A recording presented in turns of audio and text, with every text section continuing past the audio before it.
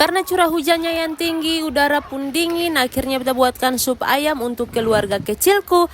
Hai semuanya, ketemu lagi dengan beta. Jadi teman-teman, tadi sebenarnya beta disuruh sama Paksu untuk mengambil buah pepaya di samping rumah saja untuk dibuatkan sayur. Karena Paksu malas untuk pergi ke pasar karena curah hujan yang begitu tinggi dan sudah terjadi banjir di beberapa titik. Tapi karena sudah lapar dan juga beberapa perbumbuan sudah habis, bahkan stok sayur di kulkas pun sudah tidak ada, akhirnya beta bersama Paksu harus ke pasar. Dan tadi saat beta dan Paksu pergi ke pasar, kami diguyur hujan yang begitu besar.